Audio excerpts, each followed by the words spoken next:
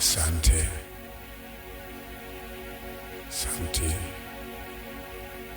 na wakaribisha tena mara nyingine ili tukaweze kuendelea kuzungumza kuhusu imani. Na mara nyingi nimekuwa nikiliangalia sana neno hili imani ili ikaweze kukamilika katika ufahamu wangu na ufahamu wa watu wengine, kwa sababu imani, ukiwa unasema wewe ni muamini, basi kwa njia nyingine, kwa lugha ya Mungu, unasema wewe ni kipofu, kwa sababu kipofu ni yule mtu ambaye anaamini tu chenye ameambiwa na wanadamu wenye wanaona, na anakuwa na uhakika. Hasa yule ambaye alizaliwa hakuona nchi na mbingu kwa macho yake, basi vitu vyote ambavyo anavijua na kuwa na uhakika navyo, yeye hajaiviona wala kumshuhudia, bali anaamini tu bila ameambiwa. Basi ikiwa aliambiwa kuna mtu mume na mtu mke duniani, yeye anaamini, lakini hajui sana huyo mtu anakaje. Wenda atatofautisha labda kwa sauti, na wakati mwingine hata wanaume wengine huongea sauti ya wanawake na wanawake huongea sauti ya wanaume. Basi akikutana na watu hawa kutofautisha ni ngumu, bali kitu wanaishi kwa imani. Naamini miti iko, naamini mbingu iko, naamini vitu viko vile ambavyo wewe unaona. Basi ukiwa wewe unaitwa muamini, basi muamini ni yule mtu anaenenda kwa imani pasipo kuona, bali yale ambayo ameambiwa anabaki kwamba ameamini yako hivyo. Na ndio sababu tuko hapa tusemezane, kama wewe ni muamini, imani ni kuwa na uhakika ya mambo ambayo tunatarajia, na ni bayana ya mambo yasiyoonekana. Kulingana na mujibu wa Biblia, kuna mambo ambayo tumeambiwa katika kitabu hicho na wale waliosema, kwa sababu waliosema sio sisi. Sisi tunaamini yaliyokuwa yamesemwa, ndio tunaitwa believers.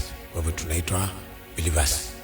Hata wale waliokuweko wanaoonekana kwamba ndio kanisa la kwanza walikuwa wanaitwa hivyo, ama ukitaka kuwaita jina halisi wanaitwa jamii ya waaminio, a family of believers. Kwa hivyo kwa sababu walikuwa wameamini, basi imani ni kuwa na hakika ya mambo tutarajiwayo, na ni bayana ya mambo yasiyoonekana. Kwa hivyo kuna imani ambayo mwanadamu mwenzako anaweza kuwa amekupa. Kwa njia gani? Kwa njia ya kukuhubiri, ama kwa njia ya kukuambia, ama kwa njia ya kukuelezea, na ukakuwa una uhakika kwamba vile amesema ndivyo itakavyokuwa. Kwa sababu mwenye anasema ndio ana uhakika, lakini mwenye anaambiwa aamini tu yale maneno yamesemwa. Kwa hivyo watu wako na imani ya watu, yani watu waliwaambia mambo, basi wanaishi kwa hayo, wakiamini vile wameambiwa ndivyo kutakavyokuwa. Kwa hivyo wanakuwa na uhakika ya mambo wanayoyatarajia na hawayaoni, lakini wana uhakika nayo. Na pia wengine walijibunia imani, yani alikaa akaona kwamba mimi katika maisha yangu nitakuwa namna hii, ama itakuja kuwa namna hii. Basi hiyo ni imani ambayo mtu mwenyewe amebuni. Kwa hivyo kuna imani ambayo mtu anaweza buni akaamini vile yeye atakavyokuwa, basi inakuwa kwamba pia hata yeye ataenenda tu kwa imani kwa yale amejiaminisha yeye mwenyewe, basi huenda ayafikie ama ayakose, lakini atabaki ameamini kwamba mimi nimejiaminia hii. Basi ndio sababu wengine wanasema believe yourself, yani ujiamini mwenyewe, na wengine wameamini mambo ambayo wengine wamewaaminisha. Asante Joseph, karibu sana mahali popote ulipo uko Uhuru Market, na Mungu akubariki sana, akupe neema kwa kuchagua kunisikiliza ama kunitazama. Neema ya Yesu ikufunike, lolote ambalo Mungu anahitaji kukupa akupe. Kwa hivyo tunaongea kuhusu imani. Basi na imani imesema kwamba ni maneno mtu amesema ama mtu amejiambia ama mtu mwingine amemwelezea, basi mtu huyu anabaki katika imani hiyo akiwa anangojea na kutarajia. Basi wakati mtu huyu anakuwa anangojea na kutarajia, basi huenda akafikia kile aliaminishwa na mwanadamu mwenzake ama alichojiaminishia yeye mwenyewe.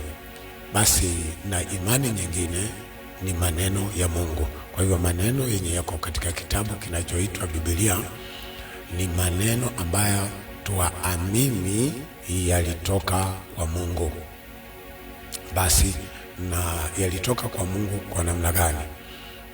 Kwa sababu tunaamini kwamba wale walio pata mambo hayo ama waliosikia mambo hayo kutoka kwa Mungu, pia hata wao waliamini Mungu, walimwamini Mungu kwamba ni ukweli. Basi walipomwamini Mungu ni ukweli, basi ikaonekana kwamba pia maneno hayo watatuhubiri hata sisi tuwe na ushirika mmoja na wao, kwa sababu Yohana katika barua yake ya kwanza anasema kwamba yale tuliyoyasikia kwake kwamba Mungu ni nuru. Kwa hivyo tukaona kwamba tuwaambie ama tuwashirikishe ili tuwe na ushirika mmoja muwe na ushirika mmoja na sisi katika mambo haya, vile tulivyomuona na tukasikia, basi tuwahubiri nyinyi.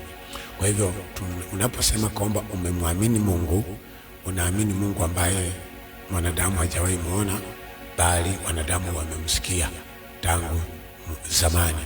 Kwa hivyo hata Adamu, neno linasema alisikia sauti ya Mungu ikitembea katika bustani. Kwa hivyo maneno yako kwa Biblia ni sauti ya Mungu, ni sauti ya Mungu, na sauti hii ilikuwa inasikika kwa wanadamu hapa duniani. Baya wanadamu hao ndio pia waliotuhubiri, na sisi pia tukaamini kwamba yale maneno wanasema ni ukweli. Na ndio sababu ukisema umeamini, ujue kwamba unamaanisha kitu kikubwa. Usipoelewa chenye unasema, unaweza kuona kama wewe ni muamini, lakini wewe si muamini. Unaweza kuwa umeamini ndio, lakini hujaamini maneno ya Mungu. Umeamini maneno ya mwanadamu ama umeamini maneno yako mwenyewe. Na wakati tunaoishi, watu wanaamini maneno yao wenyewe, na watu wanaamini maneno ya wanadamu sana kuliko maneno ya Mungu. Basi na wale waliohubiri maneno ya Mungu, tunaulizwa kwamba, ama swali linaulizwa kwamba maneno haya yako katika Biblia, ni nani aliyekuweko kwa Mungu, ama ni nani? Wale ambao wanaongea wako na jibu. Wao wanasema kwamba Petro ndio anasema kwamba maneno hayo yenye yako kwa Biblia ama yenye manabii walisema ama waliyaona, maneno hayo yote, ati maneno hayo yote Roho wa Kristo aliyokuwa ndani yao ndiye aliyekuwa ameshuhudia habari za Kristo.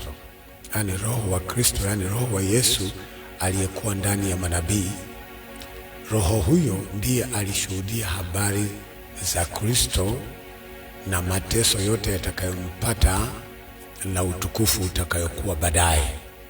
Kwa hivyo ukumbuke kwamba kama kuna nabii yoyote anaongea maneno, haongei kwa nafsi yake ama kwa niaba yake, ama haongei maneno anayotoa kwa mawazo yao vile anavyojua tu kama mwanadamu, bali ni maneno ambayo alishuhudiwa ama alionyeshwa na Kristo, na Kristo mwenyewe ndiye alikuwa anakijishuhudia ndani ya manabii. Sasa tuone nabii mmoja ambaye ni Isaya. Anasema, kwa jinsi hii tumepewa mtoto mwanaume, amezaliwa kwa ajili yetu, na uwezo wa kifalme utakuwa begani mwake, naye ataitwa jina lake Mungu mwenye nguvu, mfalme wa amani, Baba wa milele, mshauri wa ajabu. Haya maneno hakuna mahali Isaya anayatoa kwamba hakukaa chini akafikiria tu, bali alionyeshwa na Roho Mtakatifu. Aliona picha kwamba mtoto amezaliwa, aliona kwamba mtoto amezaliwa kwa ajili yao ama kwa ajili yetu. Aliona mtoto, nimeona mtoto amezaliwa kwa ajili yetu. Kwa hivyo hiyo picha, kama ilikuwa ni picha ama vision, ni Roho wa Yesu alikuwa amemuonyesha kwamba mtoto amezaliwa kwa ajili yenu, naye mtoto huyo ni Mungu mwenye nguvu, naye ni Baba wa milele. Sasa ikaonekana kwamba kwa sababu Yesu mwenyewe hakuna vile atajishuhudiwa akiwa ni yeye, bali alimuongoza Isaya kusema maneno haya. Kwa hivyo tunaona kwamba maneno haya ambayo yako katika Biblia yote ni maneno ya Yesu, na Yesu aliwatumia wanadamu kusema maneno yake mpaka leo. Kwa hivyo tunaona kwamba Petro pia anasema mahali pengine kwamba mwanadamu asijaribu kutafsiri unabii wa Mungu kama apendavyo tu mtu, kwa sababu wao wenyewe walikuwa na Yesu kule mlimani.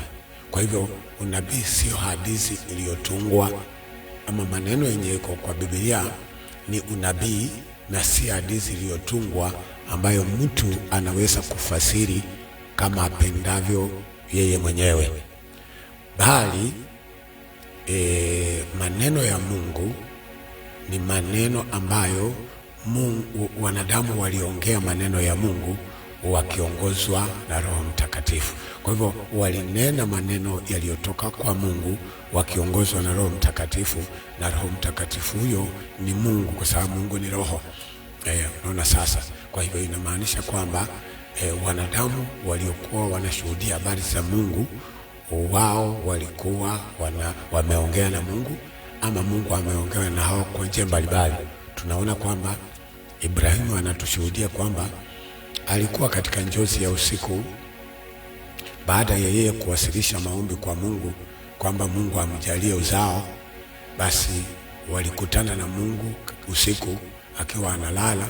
Basi Mungu akamwambia Ibrahimu, mimi ni ngao yako, mimi ni thawabu yako kubwa sana, kwa hivyo mimi nitakupa uzao. Nasema katika maono ya usiku alimtoa nje katika hema, sio physically, bali katika maono hayo alimtoa nje, akamuonyesha mbingu zote na akamwambia kwamba unaona nyota vile zilivyo, hivyo ndivyo uzao wako utakavyokuwa.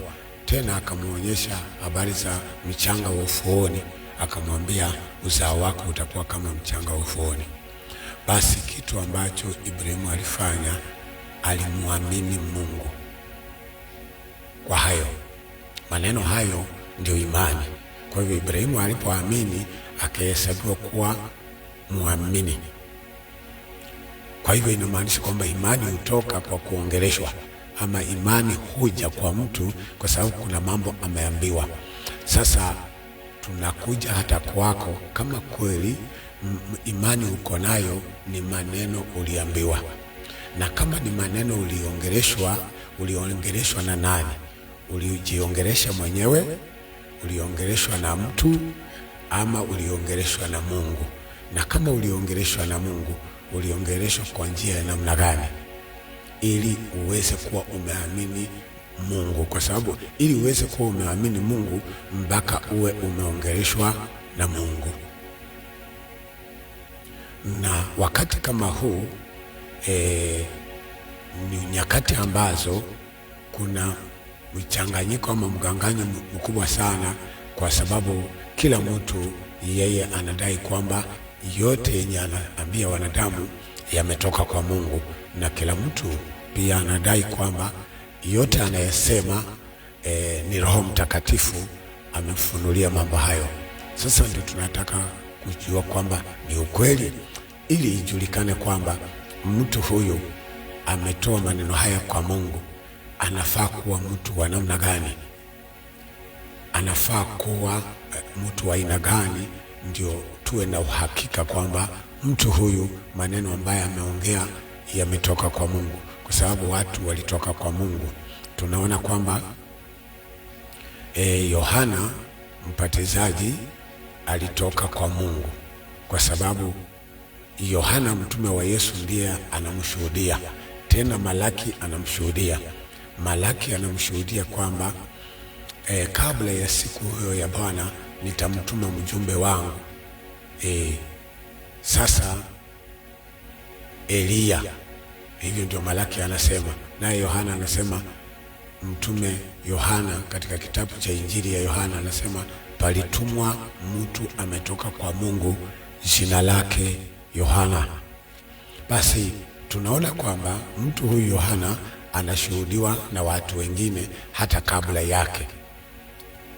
Naona sasa tunaona kwamba tunahitaji kuwa na uhakika kwamba ni mtu wa aina gani ambaye ana habari kamilifu za Mungu, ili tuweze kuwa tunaamini maneno ya kweli yaliyotoka kwa Mungu. Kwa sababu kumwamini Mungu ni kuamini maneno ya Mungu ya kweli, maneno yaliyotoka kwa Mungu kabisa ya uhakika. Ni maneno gani? Basi unaona kwamba kuna vile Yesu alipokuwa hapa duniani na akawachagua mitume wale 12 na akawatuma ulimwenguni kote, akasema, nanyi mtakuwa mashahidi wangu kuanzia Yerusalemu, Judea, Samaria mpaka misho ya dunia. Yani watakuwa mashahidi wa Yesu. Yale mambo watakuwa wakiambia watu yatakuwa habari za ukweli kuhusu Yesu. Basi wao ndio walikuwa na Yesu kama siku 40 alipofufuka katika wafu. Kwa hivyo hakuna mtu mwingine aliyomuona Yesu kama amefufuka kwa wafu, kwa sababu habari zilienea kwamba watu wake walikuja usiku wakamuiba, na hizo zimechukua nafasi kubwa sana kwamba Yesu hakufufuka, aliibiwa. Lakini mitume wake ndio mashahidi waliyemuona, waliyekula naye kama siku 40. Wao wanatuambia walikuwa na yeye kama siku 40. Kwa hivyo mimi sina uhakika mwingine kama kweli Yesu alifufuka na akakaa siku zingine 40. Mimi sina uhakika, bali naamini. Uhakika wangu uko kwa kuamini. Kwa hivyo imani ni kuwa tuna uhakika, vile inasema ya mambo kuwa na uhakika nayo. Kwa hivyo mimi sina proof nyingine isipokuwa nina uhakika kwamba habari hizo tunazoambiwa ni za kweli, kwamba alifufuka katika wafu. Basi tunaona kwamba tangu wakati wa Yohana na Yesu alipokuja, Yesu alisema hivi, hakuna mwanadamu aliyezaliwa na wanawake, aliyezaliwa kutoka kwa wanawake aliye mkuu kuliko Yohana Mbatizaji. Katika wanadamu waliozaliwa na wanawake, Yesu naye anasema wanadamu waliozaliwa na wanawake hakuna aliye mkuu kuliko Yohana Mbatizaji. Lakini Yesu anasema, lakini huyu aliye mdogo katika ufalme wa Mungu ni mkuu kuliko Yohana. Na akawaambia watu wale, na mkitaka kuthibitisha ama mtaka kujua ni ukweli, huyo Yohana ndiye Elia. Basi habari za Elia zinafika mwisho, kwamba Eliya amekwisha kuja. Lakini unajua wanadamu wamekataa kuamini mtume Yohana vile anasema palitumwa mtu ametoka kwa Mungu jina lake Yohana. Huyo hakukuwa nuru, bali alikuja ashuhudie nuru, kwa sababu Malaki alikuwa amesema kwamba kabla ya siku hiyo nitamtuma mjumbe wangu. Naona sasa, na Isaya akasema, akamshuhudia kwamba atakapokuja atajaza kila bonde lililoko na milima ashushe. Yani atakuwa mwenye kutengeneza njia, atatengeneza njia mbele za Bwana. Kwa hivyo tunamuona kwamba anaposhuhudiwa na Malaki kama Eliya, basi inaonekana kwamba Yesu anapokuja anasema huyo ndio Eliya atakayekuja. Basi walipokuwa wanafikiria hivyo, pia wengine wakamuuliza, na kwa nini Yesu inaonekana umekuja? Na waandishi wanasema, ama maandiko inasema Eliya yuaja kwanza. Yesu akawaambia, ndio maandiko haitanguki mpaka yote yatimie, kwamba Eliya amekwisha kuja wasimtambue. Hata mwana wa Adamu ataenda kwao, pia watamtenda vile walivyotenda Eliya. Basi waliposikia habari hiyo, ndipo wakatambua kwamba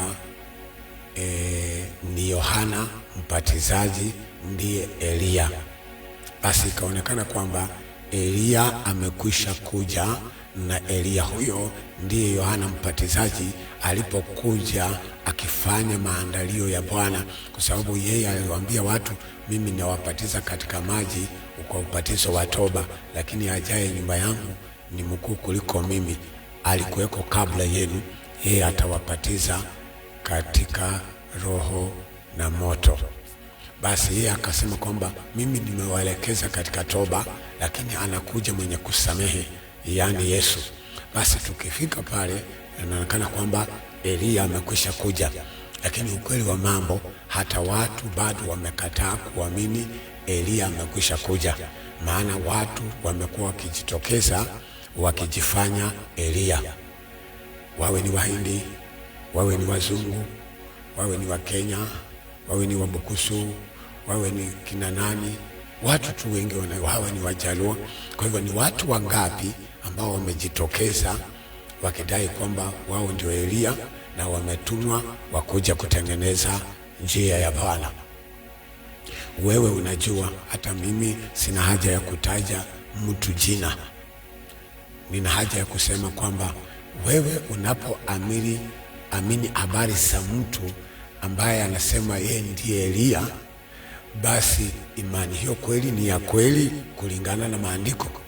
Kulingana na wewe, imani hiyo ni ya kweli kwa sababu unamuona Eliya wako vile alivyo mtu mkuu, vile amefanya ishara, vile mambo inatendeka makuu, vile mtu aliye mkuu mwenye kuheshimiwa duniani. Lakini ukweli wa mambo, neno linamkataa huyo Eliya wako, kwa sababu Eliya wengi wametokea duniani na majina yao nimekuambia kwamba hata wewe ni mmoja wa mshirika wa mjumbe ambaye ni Eliya.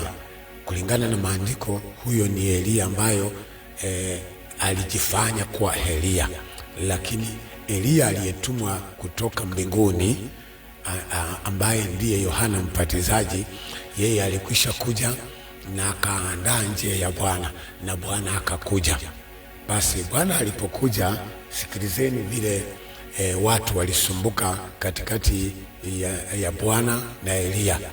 Basi kuna watu walimwendea huyo Eliya ambaye ndiye Yohana Mbatizaji, wakamuuliza, wakamwambia, huyo uliyeshuhudia habari zake anafanya watu wengi sana kuwa wanafunzi na kuwabatiza huko ng'ambo, na wewe uko hapa. Basi wakakuwa wanataka kumuuliza, utakaso uko wapi, ama twende tupata wapi haki? Basi ikaonekana kwamba Yesu Eliya akawaambia ambaye ni Yohana kwamba shoka limekwisha kuwekwa chini ya shina, liko tayari kukata.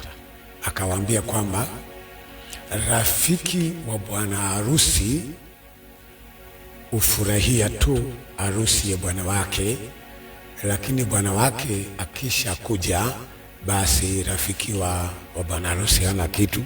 Yeye atachukua mke wake na kwenda naye na awachane na rafiki hapo. Kwa hivyo akakuwa anawaambia kwamba muendee Yesu, kwa sababu Yesu amekwisha kuja na yeye hana budi kupungua na Yesu kuzidi, kwa sababu ni mwenyewe. Kwa hivyo kwa sababu Yohana alikuwa bado anabatiza, lakini hakuna mtu alimwendea, ndipo akawaambia watu waendee Yesu. Kwa hivyo huyo Yohana Mbatizaji ndio Elia, lakini nakuambia kwamba hata wazungu wana Elia wao na mnamjua jina lake.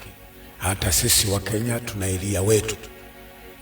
Hata watu wa Bungoma wana Elia wao, na watu wengi duniani hata Wahindi wako na Elia yao, lakini wamekataa Elia wa kweli, ambayo ushuhuda wa kweli unamshuhudia. Kwa sababu huyo Elia ambaye ndiye Yohana Mbatizaji, Isaya alimshuhudia, Malaki amemshuhudia, manabii wamemshuhudia, na mitume wa Yesu wamemshuhudia kwamba palitoka mtu ametoka kwa Mungu. Na hao mitume wa Yesu ndio walitaka kujua kwa nini Yesu amekuja na Elia hajakuja. Hao ndio walikuwa wanataka kujua, na waliuliza swali hilo, Yesu wakujaje mbele ya Elia? Kumaanisha umeleta confusion. Ndio Yesu akamwambia Elia amekwisha kuja, wakamtenda yote. Ndio wakatambua ni yule Elia ambaye ni Yohana Herode alimkata kichwa. Kwa hivyo hata Yesu anaenda huko watamtenda vile walimtenda Elia. Kwa hivyo kwa nini ndugu yangu wewe ambaye uko na Elia feki, kwa nini usiamini Elia original kulingana na maandiko? Sio kulingana na mimi, kulingana na maandiko. Rudi kwa maandiko ili upate Elia wa kweli, kwa sababu ukimpata Elia wa kweli, Elia amekwisha maliza kazi. Alihubiria watu toba, na watu wakakuja mto Yordani na wakafanya nini? Na wakabatizwa ubatizo wa toba, akiwashuhudia habari za Yesu. Na Yesu sasa amekuja. Kwa hivyo Yesu yuko, hakuna Yesu mwingine ambaye mtu atakuja kutayarisha watu kwa ajili ya Yesu, kwa sababu Yesu yuko. Na Yesu yuko kwa namna gani? Tukisoma kitabu cha Mathayo 28 mistari kama ya 19 huko, utaona maandiko yanasema, muende muhubiri, muwabatize watu kwa jina la Baba, la Mwana na Roho Mtakatifu, na mimi nitakuwa na nyinyi mpaka ukamilifu wa dahari. Ati mkiwafundisha watu mliowaagiza. Kwa hivyo nami nitakuwa na nyinyi mpaka ukamilifu wa dahari. Basi unaona kwamba Yesu alisema kwamba katika huduma hiyo ya mitume atakuwa na wao mpaka ukamilifu wa dahari, yani ukamilifu. Kwa hivyo Yesu yuko. Kwa nini watu tunapoamini tunapokea Roho Mtakatifu? Huyo Roho Mtakatifu sio kitu kingine tofauti na Yesu. Sasa Yesu anahudumia wanadamu kwa njia ya Roho Mtakatifu sasa hivi. Kwa hivyo ndio sababu unaona kwamba walipoenda Yerusalemu walingoja Roho Mtakatifu. Basi alikuwa ni Yesu aliyerudi kwa njia ya Roho Mtakatifu, anayefanya kazi ndani ya dunia kwa njia ya Roho Mtakatifu. Kwa njia ya Roho Mtakatifu kwa namna gani? Kwa sababu gani? Alipopaa juu katika kitabu cha Waefeso, aliteka mateka, akawapa wanadamu vipawa. Sasa hawezi kutumia mtu mmoja. Kwa hivyo kulingana na ushuhuda wa kweli, hakuna nabii wa kizazi. Hiyo ndio habari za mtu ambaye amefeki zile habari kutoka kwa ukweli. Kwa hivyo hakuna nabii wa kizazi, kwa sababu Yesu aliwaambia hawa, mtakuwa mashahidi wangu. Hawa ndio watamshuhudia kuanzia Yerusalemu, Judea mpaka misho ya dunia. Basi tunaona kwamba anapopaa juu, kwa sababu aliwawacha wale tu 12 na kizazi kinaendelea mpaka leo. Kwa hivyo alipopaa juu aliteka mateka akawapa wanadamu vipawa. Sasa hiyo vipawa ni si mwanadamu, akawapa wanadamu vipawa. Wa kwanza ni mitume, sio mtume, mitume. Kwa hivyo Yesu amewafanya mitume wengi sana duniani, apostles wake. Kuna mitume waliojifanya, kuna mitume wametumwa na wanadamu. Nimekuambia itategemea wewe umehubiriwa na mtume aliyetumwa na Mungu, ama aliyejituma mwenyewe, ama aliyetumwa na wanadamu. Wewe ndio utaangalia, na hautaangalia nje ya maneno ya Mungu. Utakapoangalia ndani ya maneno ya Mungu na upime mtume wako aliyekuletea habari za Mungu, uone kama anapatana na neno, kama ametoka kwa Mungu ama amejituma mwenyewe, neno litakupuru. Utachunguza ile roho. Chunguzeni hizo roho kama zimetokana na Mungu. Hizo zinasema ni mitume wa Yesu. Na utachunguza na nini? Utachunguza na neno, kama vile ninavyokuonyesha. Chunguza kwamba Elia alikwisha kuja, na Elia ni nani? Utakuta Elia alikwisha kuja ndiye Yohana Mbatizaji. Basi ukikuta wewe uko na Elia sahihi, ujue kwamba basi wewe ni Elia aliyejituma mwenyewe, aliyejifanya kuwa Elia. Basi wachana na yeye, alafu tafuta mtume. Kwa hivyo wa kwanza alipopaa juu aliteka mateka akawafanya mitume na wahubiri na wainjilisti na walimu na wachungaji. Sasa hawa Yesu yani ndio ni wengi, lakini atendaye kazi ndani hao wote ni Roho yule mmoja. Sasa Roho amejikawa, Roho ujikawa, sehemu nyingine anakuwa ni mitume, sehemu nyingine anakuwa ni mwalimu, sehemu nyingine anakuwa ni mchungaji, sehemu nyingine ni mhubiri. Roho ujikawa na ujikawa ndani ya watu. Sasa anapojikawa ndani ya watu, basi ukikutana na mtume ambaye amepewa sehemu ya utume, basi huyo ndio wa kweli, kwa sababu atakwambia maneno ya ukweli ya kutoka kwa Mungu, kwa sababu yanayosema haitoi kwa akili yake vile amesoma vile anajua, bali anaongozwa na Roho ambaye ni huduma ama ni gharama iliyo ndani yake. Basi ukikutana na mwalimu ambaye ametokana na Roho, amepewa kipawa, basi huyo ndio atakufundisha elimu ya kweli kuhusu Mungu, na maandiko itakuonyesha. Kwa hivyo ndio tunaona kwamba wakati tunasema tunaamini nani? Tunaamini mtu aliyejituma mwenyewe, tunaamini mtu aliyeajiriwa na watu wengine, kwa sababu hata unaona mambo imekuwa mbaya sana, hata wengine, hata wakubwa, hata watu, mtu na pesa yake, hata wanasiasa wanaajiri mapasta, wanaajiri mitume, wanaajiri wahubiri.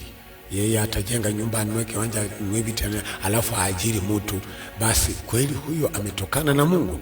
Basi unaona hata sasa hivi inasemekana kwamba mtu akiwa yeye anataka kuwa mchungaji ama mhubiri, lazima awe na certificate na vyeti vya uhubiri, aende shule asome.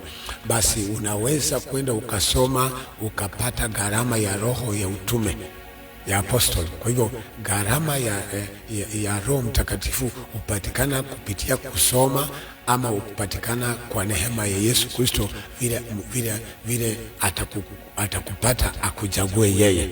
Basi unaona kwamba hata falme za dunia, hata mamlaka ya dunia inaweza kuleta hiyo confusion na watu wakaamini, lakini sio shule inatangulia kwanza na kusoma kunahitajika. Lakini kwa habari ya Mungu ama kwa habari ya kuleta habari za Mungu, hakuna mtu ataenda kukaa chini ya mwalimu mtu ambaye mtu huyo hajui habari za Mungu, ati mtu afundishe mtu mwenzake habari za Mungu. Hapana, anayefundisha wanadamu habari za Mungu ni Mungu mwenyewe. Kwa hivyo Mungu akitaka kukujulisha habari zake, anakujulisha yeye kupitia kwa mtu aliyempa kipawa. Mungu akitaka kukupa habari zake, atatumia messenger ambaye ni mtume ama ni muinjilisti ambaye amempa kipawa cha uinjilisti. Sio mtu amesomea uinjilisti, kwa sababu inaonekana kwamba uchungaji ndio watu wanaweza kusomea, lakini kwa nini mtu asiende kusomea kuwa mwinjilisti? Na kwa nini mtu asiende kusoma kuwa nabii? Kwa sababu hizo ni vipawa ambayo Roho Mtakatifu anapeana. Wa kwanza ni mitume, wa pili ni nabii. Ati Mungu ameweka katika kanisa, wa kwanza ni mitume, wa pili ni manabii, wa tatu ni walimu na wachungaji. Hiyo ni kitabu cha Wakorintho 12:28. Mungu ameweka katika kanisa, lakini haweki akitoa Bible College, anaweka akitoa tu kwa wanadamu mahali walipo, kwa sababu Mungu akitaka umtumikie, kwanza haangalii vile umesoma ama ulivyo na elimu. Yeye anachagua kwa chaguo lake vile anataka. Hachagui kwa kutokana na vile mwanadamu alivyo, hata hachagui wewe kwa sababu ati wewe ni mwenye haki. Anakuchagua tu ukiwa mtu tu mbaya na unachaguliwa, kwa sababu ukimwona Yesu alimchagua tu Mathayo akiwa tu katika forodhani akitoza watu. Kwa hivyo tunaona kwamba ikiwa wewe uko na imani, angalia imani hiyo kama kweli imetoka kwa Mungu, ama mtu aliyekuletea habari ambazo umeamini. Habari hizo zimekarabatiwa na mtu, zikitolewa photocopy kwa maneno ya kweli. Kwa sababu nimekupatia mfano kwamba mambo yako ambayo yanaonekana ya kweli, lakini ni photocopy ya kweli. Kwa hivyo ni vitu feki, kama vile zilivyo noti za feki, kama vilivyo na vitambulisho ya feki, kama vile kulivyo na simu feki, kama vile kulivyo na mavazi feki, hivyo ndivyo hata maneno ya Mungu yako feki, lakini yanaonekana ni original kwa masikio ya wanadamu. Kwa hivyo chunga sana neno ulilolisikia, kwa sababu neno ulilosikia ndio imani uko nayo. Basi wakati neno hilo unalolisikia ndio imani uko nayo, itakuelekeza ikufikisha wapi, ama imekuweka katika hali gani. Basi hapo ndipo tutaendelea zaidi kusemezana kuhusu imani, ili watu wabaki watafute imani iliyo ya kweli, na Mungu awabariki sana.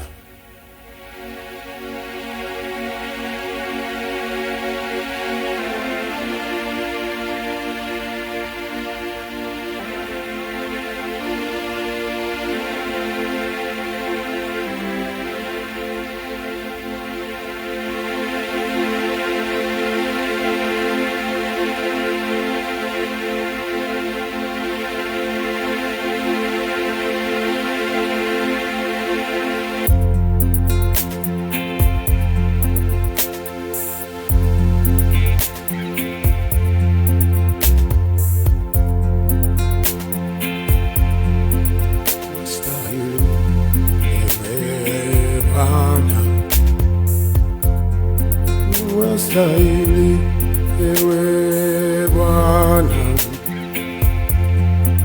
wastahili ewe Bwana,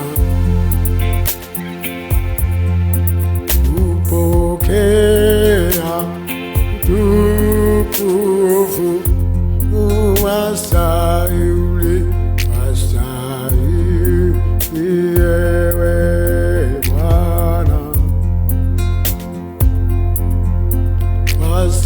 wastahili ewe Bwana, wastahili ewe Bwana,